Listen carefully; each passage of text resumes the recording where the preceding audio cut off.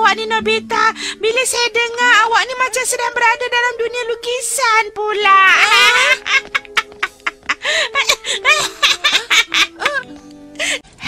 Saya patut minta maaf sebab ketakuan awak bila awak cerita pasal mimpi awak tu hari tu. Saya tak sangka rupanya dunia ni memang betul-betul wujud. Nobita, saya harap awak akan maafkan saya, ya? Saya dah cuba fokuskan tangan dan kaki mereka. Dia serupa macam manusia.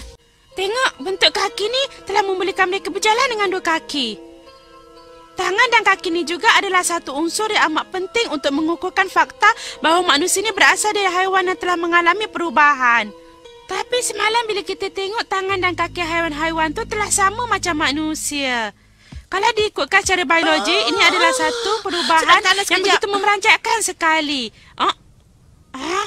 Dia macam tu lah kalau nak cerita pasal pelajaran mesti lari. Saya tak pernah tengok pembangunan yang sehebat ini.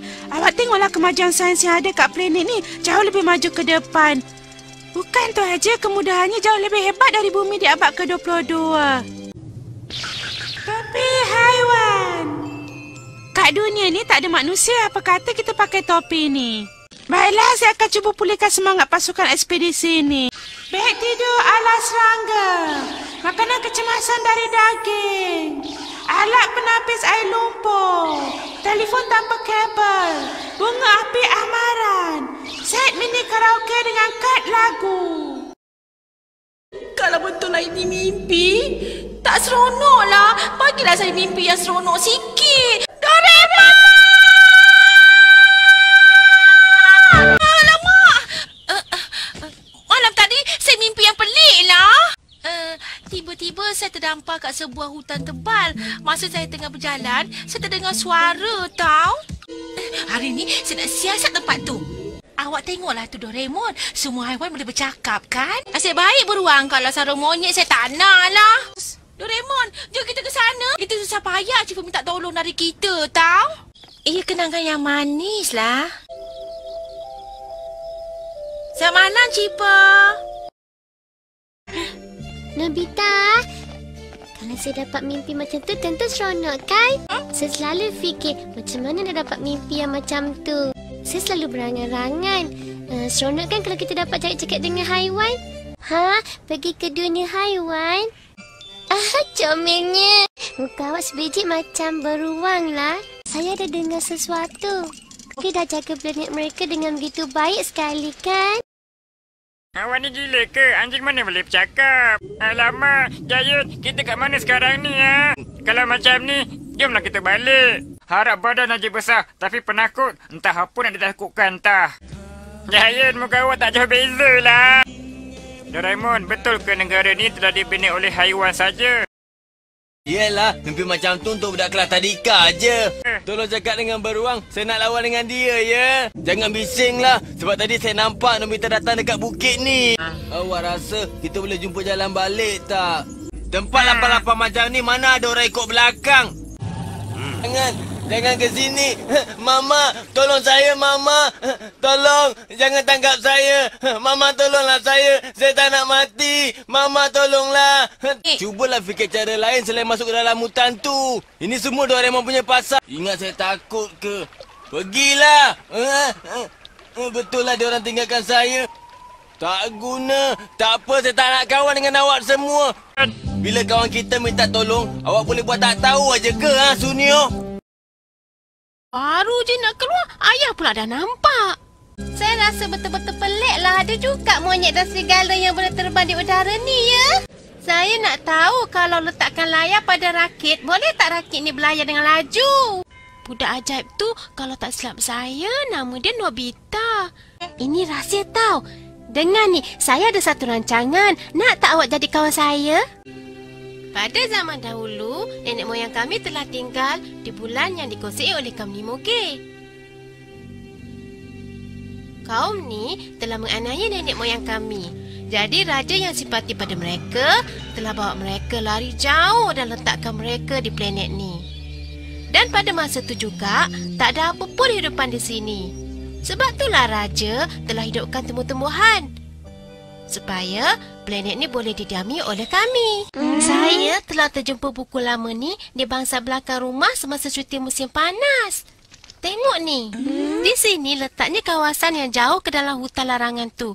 Ia tertulis bahawa tangga cahaya dan kapal planet tertanam di sini. Makna hutan larangan tu ialah satu-satu tempat di planet ni yang tak boleh didiami oleh sesiapa pun. Sebab itulah saya rasa mesti ada sesuatu yang misteri kat situ. Saya memang dah agak tentu rumah budak ni kat sini. Asyik baiklah jumpa. Lain kali kalau nak jalan tu jangan sendirian. Surat yang dah termakan tu dah tak boleh buat apa. Sepatutnya awak tak boleh buat macam ni. Kalau tu surat penting macam mana? Ya. Letihnya banyak betul kejadian yang terjadi hari ini. Saya nak balik lah. Woi Cipo, kamu nak pergi mana? Kamu ni memang budak yang tak dengar kata. Suka sangat menyusahkan orang lain. Mengarut betul lah awak ni. Tak ada kerja lain ke nak buat? Ah, lupa pula saya. Encik Monyet dan Serigala. Saya ucapkan terima kasih pada awak berdua sebab telah selamatkan nyawa anak saya. Wahai pengikut sekalian, masa yang ditunggu telah tiba. Besok, bila matahari muncul, peradalah awak semua selama ini akan terbayar. Dan tiba masanya untuk bangsa kita kembali menguasai alam semesta ni. Kalau kita ingat, 1000 tahun yang lalu, nenek moyang kita telah musnahkan alam semesta, cemakan air, udara dan tanah. Selain dari itu, perang nuklear telah membawa kerosakan yang besar pada planet ini. Manusia telah berpindah ke dalam tanah dan meneruskan kehidupan yang agak susah. Akan tetapi, tahukah semua, rupanya ada planet berharga di tempat yang boleh kita pergi. Cepat, kita kuasainya. Kita kembalikan kehidupan yang indah 1000 tahun lalu dengan tenaga kita. Tak kalau tempat ni mereka nak bangunkan juga, kan? Jom, kita gabungkan persatuan penduduk setiap bandar dan kita buat bantahan. Kamu tahu tak, Mama kena belajar sekarang ni. Bukannya apa, Mama sekarang nak mulakan aktiviti mempertahankan kehijauan gunung kat belakang rumah kita tu. Sebab itulah Mama terpaksa ulang kaji sikit. Dan Mama kena buat kajian tentang tu. Rupanya bukan negara kita aja yang telah memusnahkan hutan serum jadi yang ada ni. Hutan dimusnahkan setiap tahun, keluasannya separuh dari negara Jepun. Semakin banyak tanah-tanah yang hilang kehijauannya di bumi ni, 1/3 daripada bumi telah pun menjadi gurun. Tak ada apa yang boleh dibuat di gurun. Sebab itulah terdapat ramai orang kebuluran di Afrika buat masa sekarang ni, Nobita. Kamu nak ke jadi macam mereka tu? Kalau kereta-kereta dan kilang banyak menggunakan petrol yang menjadi sumber tenaga elektrik, gas karbon dioksida akan bertambah dan cuaca dunia akan mengalami banyak perubahan. Mama tahu kamu selalu pasang lampu terlalu lama, kan? Bukan cuma tumbuh-tumbuhan saja. Termasuklah juga dengan haiwan yang kehilangan habitatnya. Ikan yang hidup di dalam air yang tercemar. Malah semakin banyak hidupan yang pupus. Kita mesti buat sesuatu sebelum bumi ni jadi lebih teruk. Sebab itulah Mama kena belajar tentangnya. Demi untuk mempertahankan bumi, tak payahlah nak tidur siang. Wow.